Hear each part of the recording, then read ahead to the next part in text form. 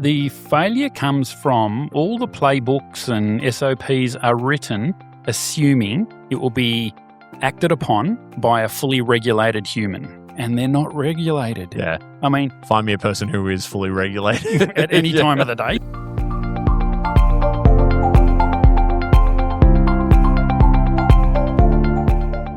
Welcome back, everyone, to Cyber Voices, the official podcast of the Australian Information Security Association, but you probably know us as AISA. I'm your host, as always, David Savva-Willett, and it is my pleasure to bring you the diverse voices of the Australian cyber community, which I am doing today from the hotel realm here in Canberra at AISA's inaugural Canberra CyberConnect 2026 event. And my next guest brings a story arc unlike any other that I've had on the show. I've been very excited to meet this gentleman. Sitting across from me today is Darren Fleming.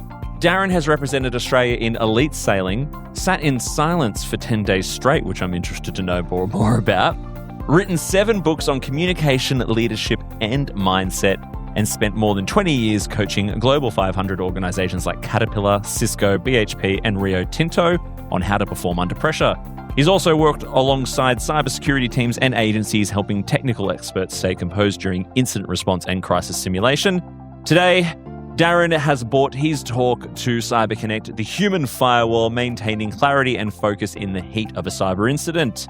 If your brain has ever fogged up during a Sev 1, this could be the one for you. And if it does resonate, please subscribe to Cyber Voices on your podcast app of choice and give us a 5-star rating. It helps others find the show. Darren, hello. G'day. Welcome to the show. Thank you very much. Good to be here. What brings you to a cyber conference? The weakest link in a chain is often the human. We can have the greatest security, but as someone said to me this morning, every threat starts and ends with a human.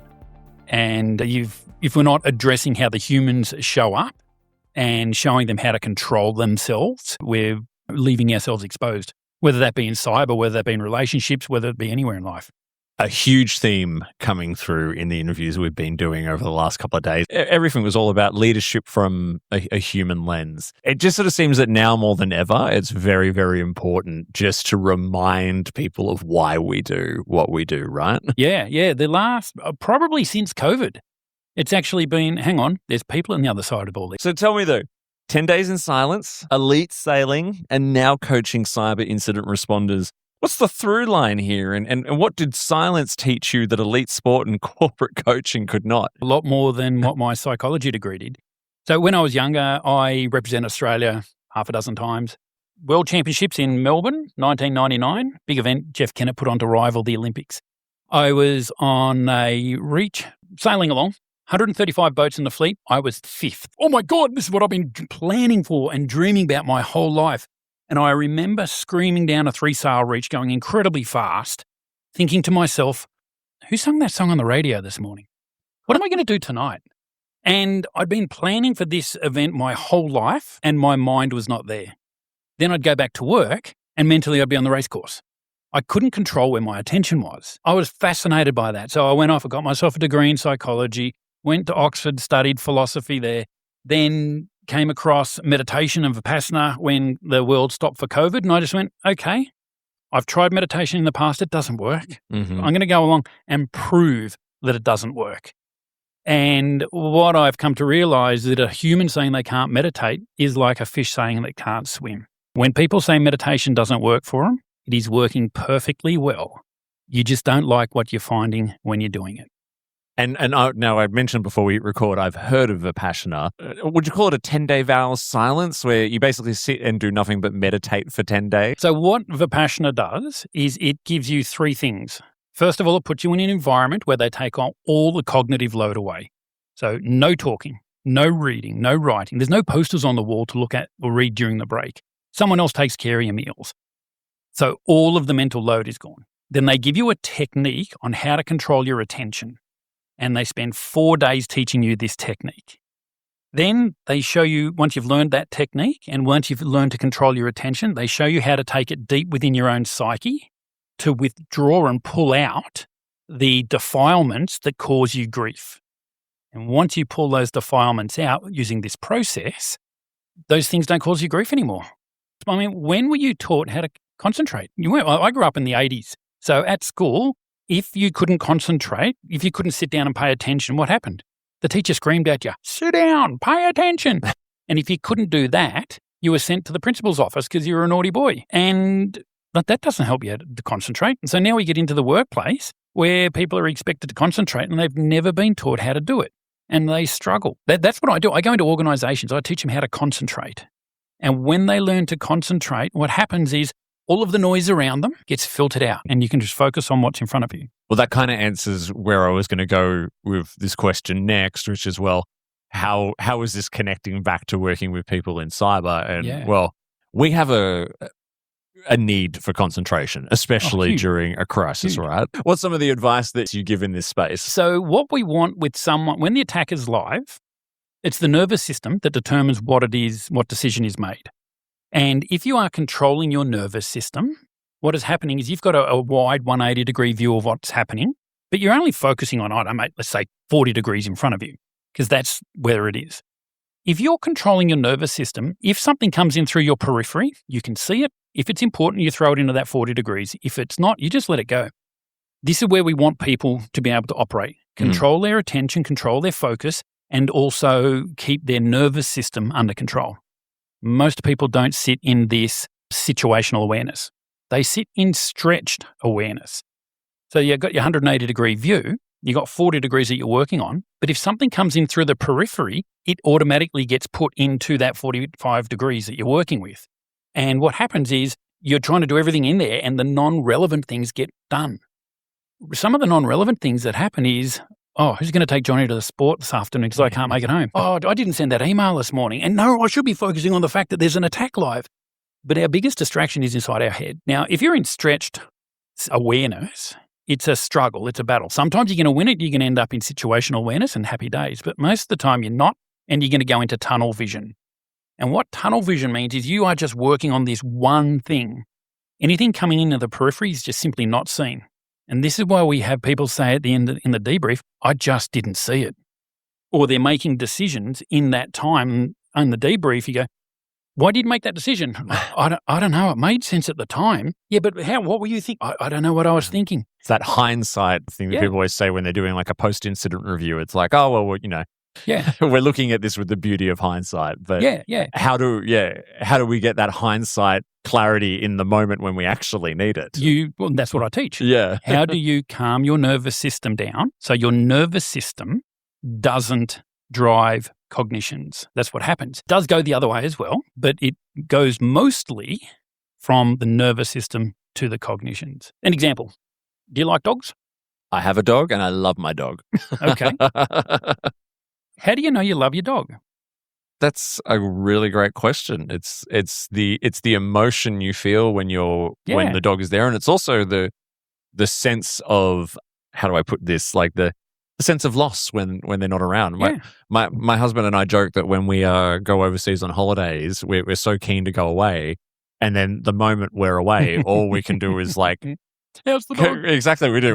We got cranky at our friends who looked after the dog last time we were away because he wasn't sending us enough photos of the dog. Meanwhile, we're in beautiful Greece and Spain and all that kind of stuff. And like, how's Pike doing? So you have this sensation. So you feel the love. And where do you feel the love? Inside your body. Yeah, I mean, people always say the heart, right? But like it's... Yeah, it could be. That's the sort of metaphor. Yeah. Here's a question I want you to think about and then answer. What would happen if that sensation wasn't there? Would you still love the dog? I don't know how to answer that, to be perfectly honest. Like, well, that sensation is how I interpret that I love the dog, right? That's but my interpretation of that sensation is love. And but if that sensation, so you look at the dog and you experience that sensation. You look at me, you don't experience that sensation. I would assume you don't love it. Well, I just met you, but yeah. So I think we get a bit of an answer through there. Yeah. I mean, you wouldn't hate the dog, would you?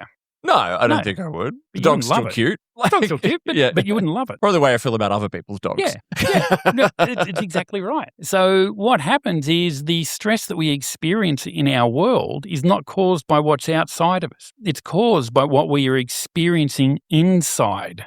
Mm-hmm. And it's those sensations that take our attention. So you see the dog, it triggers a sensation inside you, it drives a cognition. Right. I love the dog. Yep. You project that out. Same happens with a cyber attack. Something happens, it triggers a sensation inside us, and then we think danger, fear, catastrophizing, oh my goodness, the whole world's going to fall over. And all those thoughts generate more sensations, more thoughts, they keep spiraling. Adrenaline goes up, cortisol goes up. And what we know is when adrenaline and cortisol go up, we go into fight or flight. And when we're in fight or flight, we literally cannot access long-term memory because there's a whole evolutionary mechanism of why that gets shut down. So we're doing a debrief. Why did you make that decision? I can see that now, but obviously it made sense at the time. It made sense at the time because they quite literally could not access their long-term memory. I told you 5 minutes before you went into that meeting, you need to address this point, but you didn't because you're under the cortisol. I show organisations how to stop that, how to keep that cortisol down so they can keep the wide situational awareness, focus on what's important. Anything in the periphery can be dealt with if needed or just ignored.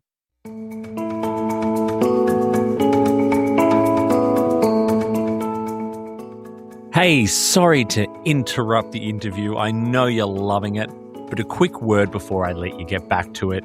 I just want to let you know that every year, AISA's events bring together the people shaping cybersecurity across Australia, the practitioners, leaders, and decision makers your organisation wants to be in front of. We offer a range of exhibition and branding opportunities to reach them across our Sec Day conferences nationwide and, of course, at CyberCon, our flagship event held each October. CyberCon is one of the country's largest cybersecurity gatherings, bringing together over 5,000 attendees, 400 expert speakers, and 150 exhibitors all under the one roof, making it the premier platform to showcase your organisation and connect with industry leaders. To explore a partnership, get in touch with our national events and sponsorship manager, Susanna Palermo, at sponsorship@aisa.org.au. And if you would like to reach this same audience every week, sponsorship opportunities for the podcast you're listening to are also available. Anyway, let's get back on with the show. Are you helping them focus in terms of, are you using like meditation style techniques to help organizations focus, or is this more strategies you can use in your day-to-day job to help you? It is a meditation technique. We won't have any peace in the world until every individual has peace in their mind. The only way you get peace in your mind is to go inside and pull out what is disturbing you. I don't go in and teach people to meditate, but what I do is I go in and teach people how to concentrate. And when you learn the ability to concentrate, which looks incredibly like meditation, what happens is you learn the ability to sit with the sensations that are inside your body. And what we know through the second law of thermodynamics is that nothing in the universe lasts forever. So this sensation comes up inside your body.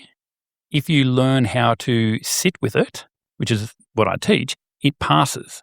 And because it's the sensation that drives you into fight or flight, if you are able to sit with it as it passes, you're not going to go into fight or flight, which means you're going to make the next best decision.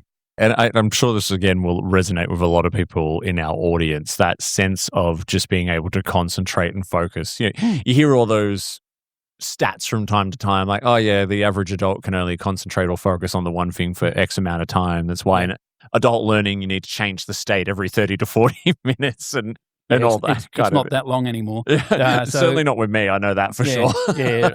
UC Irvine in the US, University of California. McLean is the professor. She's been studying attention.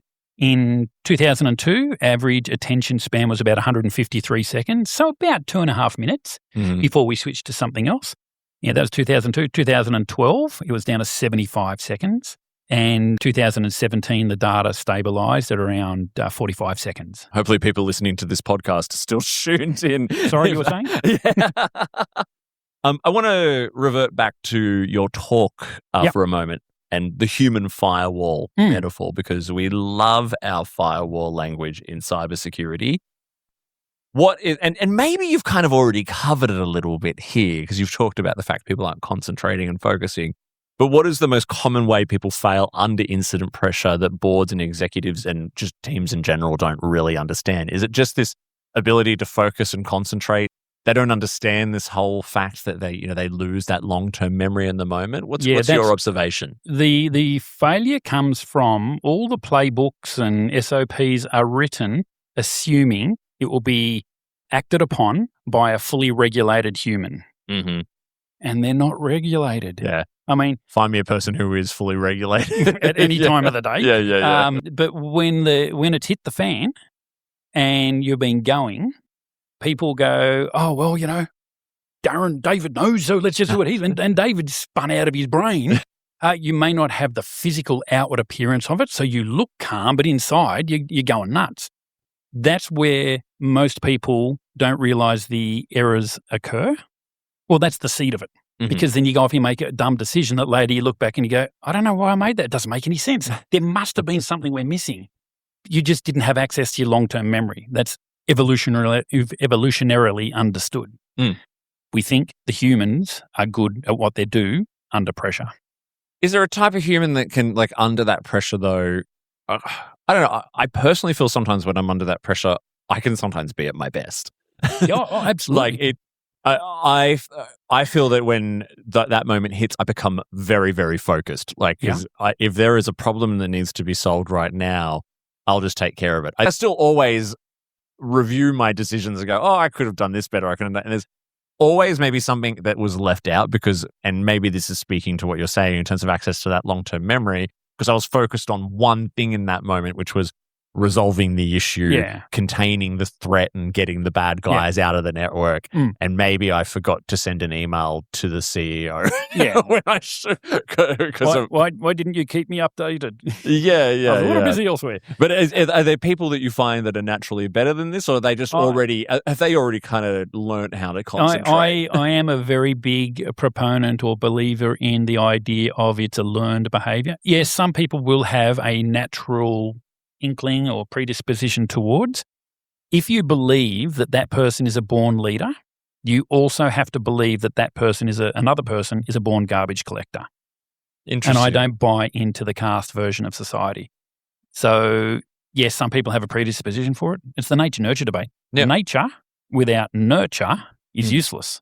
Nurture without nature ain't going to happen. When it comes to being in the room with cyber teams during real incidents or crisis simulations as well, what are some of the things in terms of what you teach around concentration that you think are the most common things that people miss in those early hours of a crisis that stop them from being able to concentrate and focus in the moment as the way that you teach them to? Yeah, a drowning man doesn't want a swimming lesson. So you don't pull me in mid-event because I'm going to say, we need to stop and do a few things, and you're going to go, no, that's not necessary. Time for some deep breathing. Yeah. Like you're going to go, no, go away. Head away to Vipassana for 10 days and come back. Yeah, that's not, it's like the, I'll get the vaccine if I get COVID. It's a bit late. So what I do is I'm before the event. What happens is if you just look at any C-suite executive across the country, bar a few, they're living in massive cortisol. They're living on high adrenaline.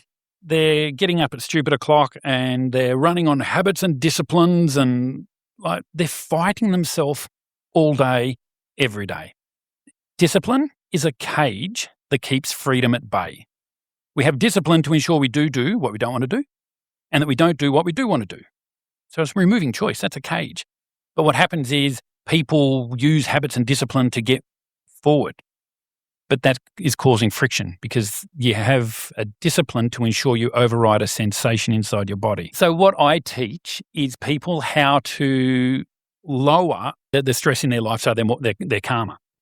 And what that enables to happen is when they spike, when the incident happens, instead of going from 0 to 100, they go from 0 to 70, 75. Yeah, you've got to have the adrenaline, you've got to have the cortisol so you can perform in that moment. But if you have too much of that, you go into fight or flight, and in fight or flight, you don't have access to long-term memory. You see everything as a threat. If you've seen incident teams during an event, they start turning on each other at times. Bloody IT, you're taking too long, and, marketing, no, just settle down. We all want to make money, but, and they start fighting. Why does that happen? And people say, just calm down, he's on your side. The reason that happens is when you're in fight or flight, everything is a threat. This is the way our body was set up. So the system is working perfectly. And what happens is that person is not agreeing with me, therefore they're a threat, therefore I've got to shut them down so I can achieve what it is that I need to achieve. And then some well-intended consultant says, well, maybe you need to go off on a team-building exercise. No, sorry. You actually need to know how your mind-body tool, for want of a better term, operates. So you can get it out of that fight or flight. Yeah, and you've probably taught a lot of this as well across a lot of different types of organizations, a lot of different cultures. Like I saw that mindset mastery on your website. That's been picked up internationally as well. Yeah, it got published in Japan. Yeah, I saw that too. Yeah, it got translated into Japanese. Is there something that looking at the culture of an organization, or even just based on a country, like the culture within a country, that you've learned about how different people or teams handle pressure, and has that changed how does that change how you approach different situations? Yeah, so culture in an organization is nothing more than the average of behavior. Okay? Mm-hmm. So if we want a different culture, we can't have someone at the top say, thou shalt. We need every individual to change their behavior. Now, if I say to you, David, we're coming in, we're going to change our behavior here, and the current mood that you are doing, we're no longer going to do that, we're going to do that. Effectively, what I have said is, you're wrong, and which I'm always right. goes down well. Oh, it goes down so well. Yeah. I know. We don't like the way we're doing this, we're going to do it that way now. And when I say you're wrong and I'm right, mentally you say stick it up your jumper. So if we want to drive change in any organization, what we need to do is what drives behavior. You cuddle your dog, you give it a go. So what drives that? You love your dog. Why do you love your dog? You have a sensation. Right. So that sensation is causing the hug of the dog. It's no different for why that person is short on an email, why that person is always late. There is a sensation at the base of everything. So if we want to drive culture change, and you can do it incredibly fast. When I worked with Australia Post, we got a double-digit productivity increase within 30 days by showing people how to deactivate what is driving their behavior. And I didn't say, or no one said to anyone, you're wrong doing that. You need to do this. Yeah, it sounds like probably normalizing and validating the different ways that people behave. Don't normalize or validate anything. I show people a process on understanding. More understanding. Okay. You go through my training, you will understand why you act the way you do. Now, I'm not going to say that is right, that is wrong, because who am I to say what's right or wrong? Is that about helping the individual understand themselves, or helping the individual understand their coworker? Both. Probably both equally as important. You can't understand your coworker if you don't understand yourself. How does that work with culture? So I did some work with the South Adelaide Football Club in the SANFL. This was last season, 2025. First 10 games, they won one game, 10%. We worked together for 4 weeks on mindset mastery. We won 50% of the games. Then they said, we've done mindset mastery. We don't need to worry about it anymore. Last 4 games of the season, they won one, so 25%. What happened is we got the data from Champion Data and we went through it and we've got, why is the data in the third quarter spiking? Like some of it had gone up by 2,000%. They're practicing the mindset mastery methodology and doing, why is it showing up in the third quarter? It doesn't make any sense. So we went and had a chat to the people. The coach spoke to the senior leaders and people. Turned out the 2 co-captains and another senior member of the team were practicing mindset mastery for a short period of time during the halftime break. And what we know, Penn State University a couple of years ago put a paper out on the tipping point. How do you change non-defined behaviours in a community? What percentage of the population do you need? Do you need half of them? Do you need 75%? Or do you only need 2%? They found out it's about 25%. So these 3 individuals on an AFL footy team or SANFL team, while it wasn't quite 25%, their position gave that extra weight. And they went out onto the field for the third quarter calm. And that calm spread. And this is what we need in cyber incidents. You need your leaders to be calm so they can keep the whole team calm. Well, final question. So I often like to speak to the chief information security officers out there that are listening to this podcast, and a big part of our audience. Mm-hmm.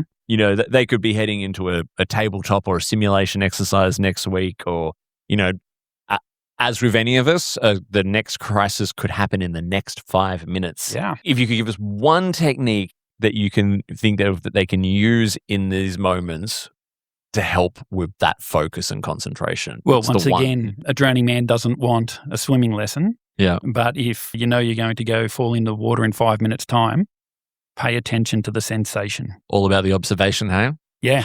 It's awareness of sensation. When you become aware that your sensations drive everything, you go, this is actually how we change culture, how we change people's reactivity. People go through my program, they say they can't sleep. 30% of society can't get to sleep at night. And what we find is I show them a process they can actually fall asleep in the training room. They can't sleep at home in a safe bed where they're comfy. They'll fall asleep next to their colleague. Why? Because I show them how to calm their nervous system down. But if people want to find out more about your work, where can they go? darrenfleming.com.au or thatmindfulnessbloke.com. That Mindfulness Bloke. I love that. We'll include a link for that in the episode description, everyone. So Wonderful. Do pop down there and find that. Darren, thank you so much for sharing your voice with us today. It's been wonderful, David. Cheers.